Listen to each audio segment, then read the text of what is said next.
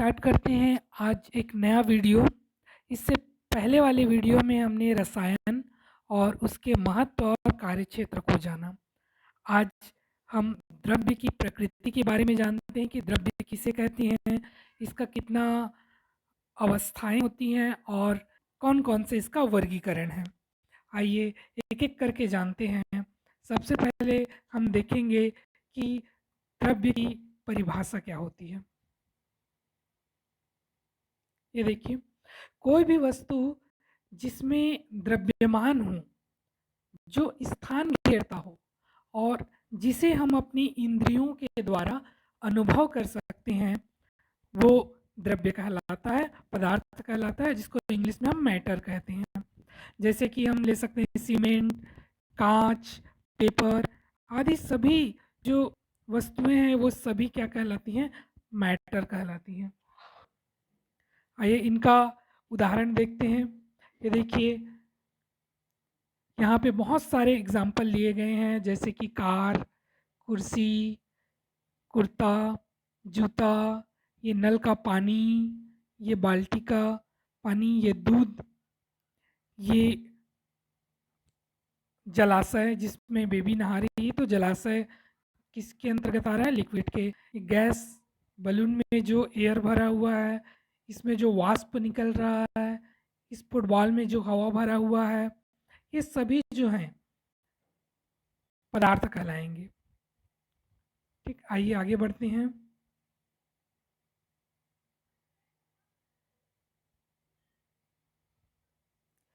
द्रव्य का वर्गीकरण देखते हैं। तो ये देखिए, द्रव्य को जनरली दो तरह से बांटा गया है, एक भौतिक वर्गीकरण के आधार पर और दूसरा रासायनिक वर्गीकरण के आधार पर। तो ये जानते हैं भौतिक वर्गीकरण के आधार पर कौन कौन से अवस्थाएं होती हैं द्रव्य की। तो तीन अवस्थाएं हैं, ठोस, द्रव और गैस। इसी तरह रासायनिक वर्गीकरण में इसको दो भागों में बांटा गया है, शुद्ध पदार्थ और मिश्रण। शुद्ध पदार्थों को फिर से दो भागों में बांटा गया है, तत्व और यौगिक। इसी तरह मिश्रण को दो भागों में बांटा गया है, समांगी मिश्रण और विषमांगी मिश्रण। आइए एक एक करके जानते हैं कि ये सब क्या है।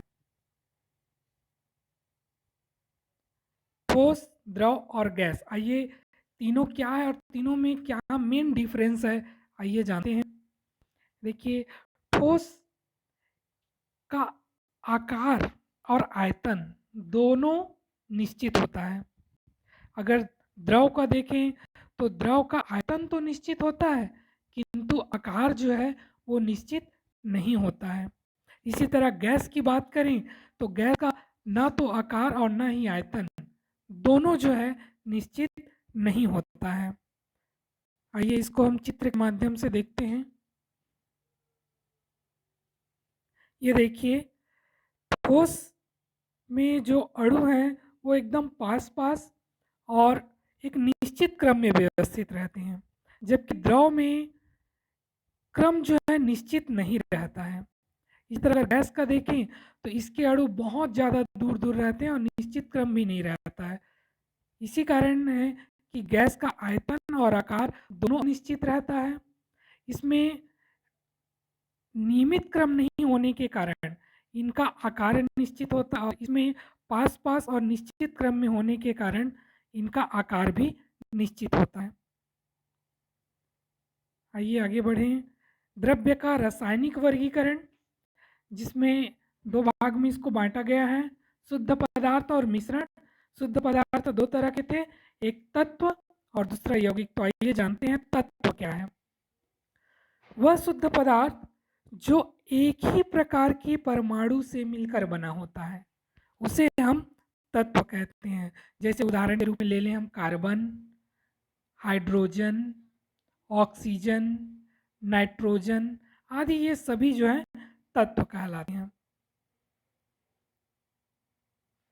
देखते हैं तत्व के कौन कौन से प्रकार होते हैं। तो तत्व मुख्यतः तीन प्रकार के होते हैं, धातुएं, अधातुएं और उपधातुएं। आइए जानते हैं कि धातु के कौन कौन से लक्षण होते हैं। देखिए यहाँ पर स्पष्ट है, धातु कठोर होता है। इसका एक अपवाद भी है जिसमें मरकरी आता है। मरकरी जो है धातु है, लेकिन ये लिक्विड स्टेट में पाया जाता है, द्रव अवस्था में पाया जाता है। दूसरा धातु का लक्षण है आघातवर्धनीयता। आघातवर्धनीयता मतलब जिसको हम पीट पीट के चौड़ा कर सकते हैं। निष्ठ तन्यता, तन्यता मीन्स जिसको हम खींच करके लंबा कर सकते हैं। इसी तरह उच्च तननशीलता, धात्विक चमक और ऊष्मा और विद्युत के सुचालक, ये सभी गुण किसमें पाए जाते हैं? ये सभी गुण पाया जाता है धातुओं में। अगर इसका जस्ट अपोजिट कर दिया जाए, मतलब जो मुलायम हो, जिसमें आघातवर्धनीयता ना पाया जाता हो, जो तन्य ना हो, जिसमें चमक ना पाया जाता हो, जो ऊष्मा और विद्युत के कुचालक हो, तो वो किसके गुण हो जाएंगे? वो अधातुएं कहलाएंगी। और उपधातु किसे कहेंगे? जिसमें कुछ कुछ धातु के गुण और कुछ कुछ अधातु के गुण पाए जाएंगे, उसको हम उपधातु कहेंगे। ये तीनों का परिभाषा को एक नज़र देख लेते हैं। धातु वे तत्व जो ऊष्मा और विद्युत के सुचालक होते हैं और जो ठोस अवस्था में होते हैं, वो धातु कहलाते हैं। देखिए इसका उदाहरण। इसी तरह अधातु जो कि धातु के समान गुण प्रदर्शित नहीं करते, वो अधातु कहते हैं। इनका उदाहरण। इसी तरह उपधातु जो धातु और अधातु दोनों के कुछ कुछ गुण पाए जाते हैं, उसको हम उपधातु कहते हैं, जैसे आर्सेनिक, एंटीमनी, बिस्मथ, ये सभी। आइए आगे बढ़ते हैं। एक बहुत ही महत्वपूर्ण जानकारी, हमारे पास 118 तत्व रहते हैं। इस 118 तत्व में से 18 तत्व अधातु होते हैं, 7 जो है उपधातु होते हैं, और जो बचा 93 है वो धातु होते हैं। इसी तरह 118 तत्वों में 105 तत्व ठोस होते हैं, 11 जो है गैस होते हैं, और द्रव जो है वो 2 होते हैं। इनमें कौन कौन सा द्रव होता है? तो एक तो मरकरी है और दूसरा जो है वो बिस्मथ है। ये दोनों जो है लिक्विड में पाए जाते हैं। इसी तरह 118 तत्वों में 92 ऐसे तत्व हैं जो प्राकृतिक रूप से पाए जाते हैं, और 26 ऐसे तत्व हैं जिन्हें लैब में तैयार किया गया है। आइए तत्व के बाद दूसरा जो हमारा प्रकार है वो है यौगिक। यौगिक किसे कहते हैं? तो ऐसे पदार्थ जिनको 2 या 2 से अधिक भागों में हम अपघटित कर सकते हैं, या 2 या 2 से अधिक पदार्थ जो कि एक निश्चित अनुपात में बने हों, उन्हें यौगिक कहते हैं। यहाँ पर निश्चित अनुपात होना जरूरी है। 2 या 2 से अधिक पदार्थ यदि निश्चित अनुपात में मिल रहे हैं तो उन्हें हम यौगिक कहेंगे। जैसे कि मान लीजिए हम ले रहे हैं सोडियम और क्लोरीन, दोनों को अगर निश्चित अनुपात में मिला दिए, बन गया सोडियम क्लोराइड, तो ये एक तरह का यौगिक कहलाएगा। यहाँ पर इनका जो अनुपात है वो 1:1 रहेगा। आइए यौगिक के और उदाहरण देखते हैं। ये देखिए, इसमें हमने लिया है जल, अमोनिया, कार्बन डाइऑक्साइड और हाइड्रोजन परऑक्साइड। इनमें सभी जो पदार्थ हैं, तत्व हैं, वो एक निश्चित अनुपात में मिले हुए हैं। नेक्स्ट यौगिक के प्रकार। तो यौगिक 2 प्रकार का होता है, एक कार्बनिक यौगिक और दूसरा अकार्बनिक यौगिक। कार्बनिक यौगिक जिसमें मुख्यतः कार्बन होते हैं और जो जंतुओं और पौधों से प्राप्त होते हैं। ठीक इसी तरह अकार्बनिक यौगिक जो खनिज और चट्टानों से प्राप्त होते हैं। आइए इनका उदाहरण देखते हैं। ये देखिए, इधर जितने भी हैं इस साइड, ये सभी ऑर्गेनिक यानी कार्बनिक यौगिक हैं, और इस साइड के सभी अकार्बनिक यौगिक हैं। नेक्स्ट मिश्रण। 2 या 2 से अधिक पदार्थों को यदि हम किसी भी अनुपात में मिला दें तो उस पदार्थ को हम मिश्रण कहेंगे। देखिए यौगिक में क्या था? यौगिक में एक निश्चित अनुपात था, जबकि मिश्रण में क्या है? किसी भी अनुपात में मिलाने पर जो पदार्थ प्राप्त होगा उसे हम मिश्रण कहेंगे।